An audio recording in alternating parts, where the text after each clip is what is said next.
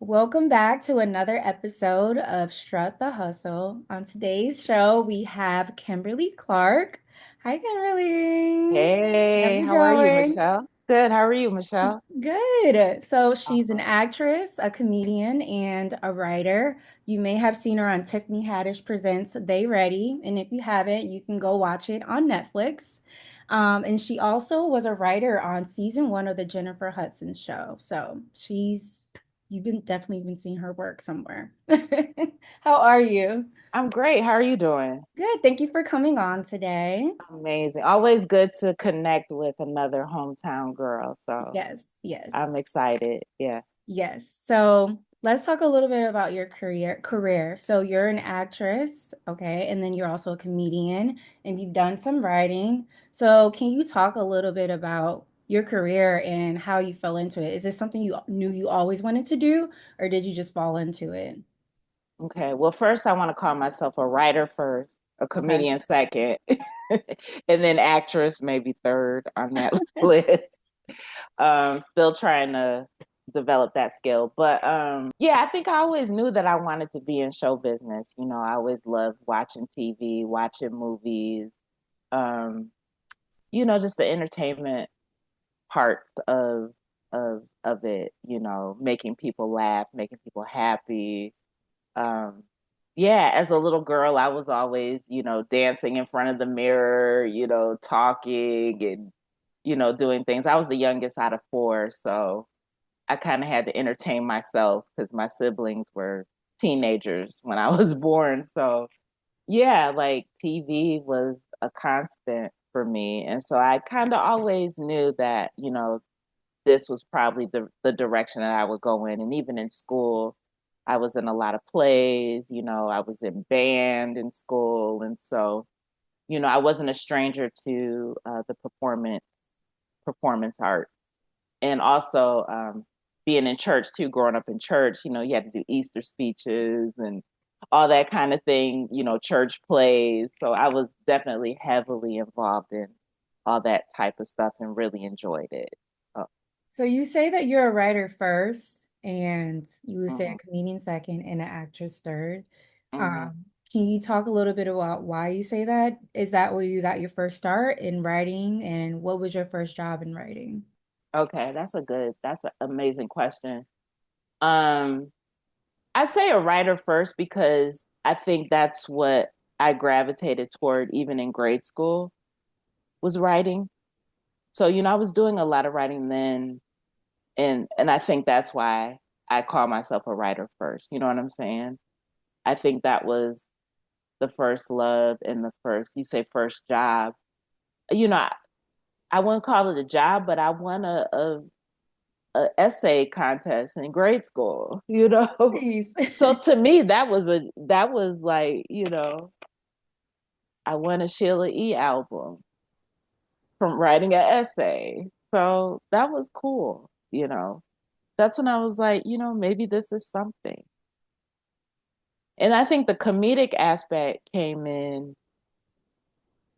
I feel like I was always kind of funny but quiet. I was never the class clown. I was like, you know, I was pretty reserved because I'm a preacher's kid. My mom was a very reserved person. And so they're really big on manners and, carrying and conducting yourself a certain way in public. So that's why it was a big shock to a lot of people that I did comedy. But it's been a great release, because I always had these funny thoughts. And the only people that really knew were like people that were close to me and, you know, close family members. But everybody else, they were just in shock because they were just like, huh? You know? And in college, I was part of a poetry group and it was called a luta. And all my poems came out funny. And it was almost unintentional, unintentionally funny. And that's when I was like, okay, that was like the signs of it. And then the divine, happenstance of getting a job at a comedy club. it just all kind of linked. And, that's when the epiphany happened. And I didn't do stand up until I left the Laugh Factory. Wow, so you were like there around it, but then you didn't do it until you left. I didn't even do it at the Laugh Factory. I went to the Comedy Store. The Comedy Store was the first place I ever told a joke because, you know, it's some people, like there's people they're like a doorman or whatever at the comedy club. Like the Comedy Store is big on that actually. Like a lot of their doormen go on to, be regulars, and, that's a great launch pad for some people. But I don't think the Laugh Factory was really set up that way. And I kind of wanted to get away from the people that saw me a certain way as the person that worked at the Laugh Factory. And I think that helped me greatly because I was off into a whole different comedy scene, and I developed from there. And then I'm slowly looping back around. I'm starting to hang out at the Comedy Store again. And, I actually get booked at the Laugh Factory occasionally, more at the Long Beach Laugh Factory than the Hollywood Laugh Factory. But, it was such a triumphant moment to see, the billboard of They Ready on the side of the Hollywood Laugh Factory where I worked. Yeah, It's crazy. circle moment. Yeah, it makes my eyes watery because I'm like, oh my gosh.